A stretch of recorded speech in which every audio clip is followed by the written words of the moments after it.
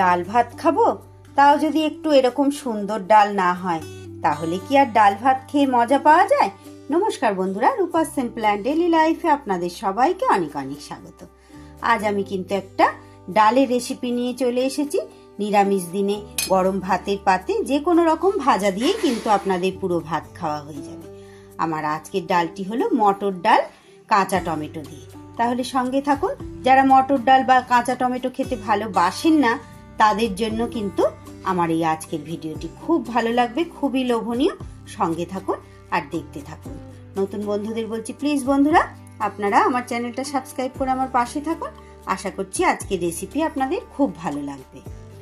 রেসিপির জন্য এখানে আমি 200 গ্রাম মটরের ডাল নিয়ে নিয়েছি। মটর ডালের জায়গায় আপনারা কিন্তু মসুর ডাল, মুগ ডাল ব্যবহার করতে পারেন।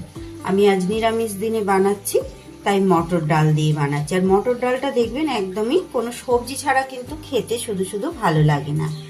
আর এখানে নিয়ে নিয়েছি আমি 4খানা মাঝারি সাইজের কাঁচা টমেটোগুলোকে আমি ধুয়ে নিয়েছি। এবার এগুলোকে আমি কুচি করে কেটে নেব। আর ডালটাকে আমি ধুয়ে কুকারে সিদ্ধ বসিয়ে দেব।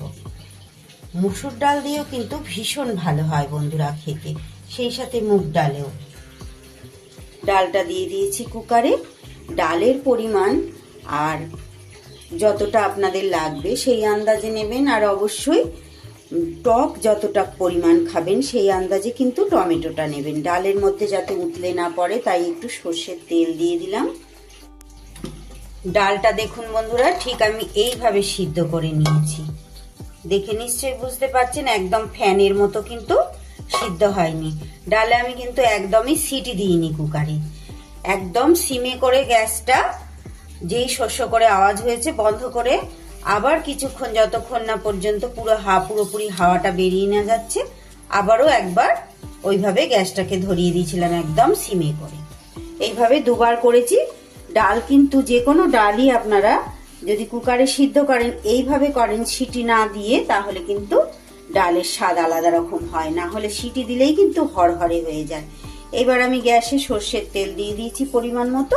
ফোড়নে দিয়ে দিচ্ছি অল্প একটু সর্ষে আর 2টো শুকনো লঙ্কা। ডালে কিন্তু আমাদের তেলের পরিমাণটা খুব কমই লাগে। এক্ষেত্রে আমি একটু তেলটা বেশি দিয়েছি, তার কারণ কাঁচা টমেটোটা দেবো তো, ওই জন্য। কাঁচা টমেটোর একটা আলাদা রকম গন্ধ থাকে জানেন আপনারা, অনেকে হয়তো পছন্দ করেন না, কিন্তু এইভাবে একবার ডাল বানিয়ে খেয়ে দেখবেন। শীতকালেই এটা যদিও পাওয়া যায়। এবার আমি টমেটোটা যে কুচি করে কেটে রেখেছিলাম সেটা দিয়ে দিলাম। খুব সুন্দর, খুব লোভনীয় লাগে।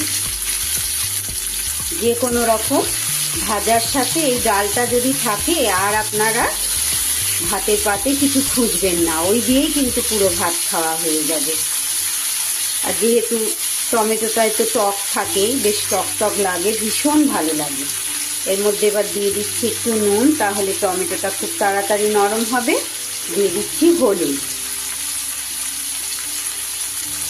যতক্ষণ না টমেটোটা নরম হয়, একদম গলা গলা হয়ে যায়, ততক্ষণ এইভাবে তেলের ওপর নাড়তে থাকবো।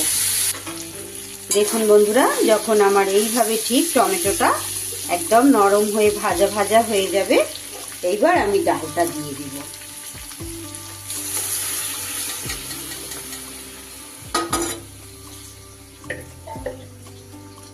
এই ডালটা কিন্তু খুব ঘন হবে না, আবার খুব পাতলাও হবে না। এই কাঁচা টমেটোর জায়গায় বন্ধুরা আপনারা কিন্তু পাকা টমেটো দিয়েও ঠিক এইভাবে ডালটা রান্না করতে পারেন। পাকা টমেটোর কিন্তু স্বাদ আর গন্ধ আলাদা, আর কাঁচা টমেটোর কিন্তু স্বাদ আর গন্ধ আলাদা। পাকা টমেটোটা আমরা সব সময় 12 মাস পাওয়া গেলেও, কাঁচা টমেটোটা কিন্তু এই শীতকালেই পাওয়া যায়। দেখতেই পাচ্ছেন বন্ধুরা, ডালটা কিন্তু আমার সুন্দরভাবে ফুটছে। এই পর্যায়ে আমি এখানে দিয়ে দিলাম একটু, খুব সামান্য মাত্রায় একটু চিনি। যেহেতু কাঁচা টমেটোটা দিয়েছি, তাই স্বাদ ব্যালেন্সের জন্য সামান্য একটু চিনি দিলাম। আর মটর ডালে, মুগ ডালে, এইসব ডালে কিন্তু একটু চিনি না দিলে ভালো লাগে না, তাই আপনারা প্রয়োজন হলে দেবেন, না হলে নাও দিতে পারেন। তৈরি হয়ে গেল আমার মটর ডালের কাঁচা টমেটো দিয়ে টক ডাল। এইবার গরম গরম পরিবেশন করার পালা। গরম ভাতের পাতে যে কোনো রকম ভাজা দিয়ে পরিবেশন করে দিন। তাহলে আজকে ভিডিও আমি এখানেই শেষ করছি বন্ধুরা। রেসিপিটা কেমন লাগলো অবশ্যই আমাকে একটা লাইক কমেন্ট করে জানাবেন। সবাই খুব ভালো থাকবেন, সুস্থ থাকবেন। এতটা সময় আমার সঙ্গে থাকার জন্য অনেক অনেক আন্তরিক শুভেচ্ছা আপনাদের। তাহলে আজ আসি, আবার ফিরে আসছি আগামী দিন অন্য কোনো ভিডিও বা রেসিপির সাথে।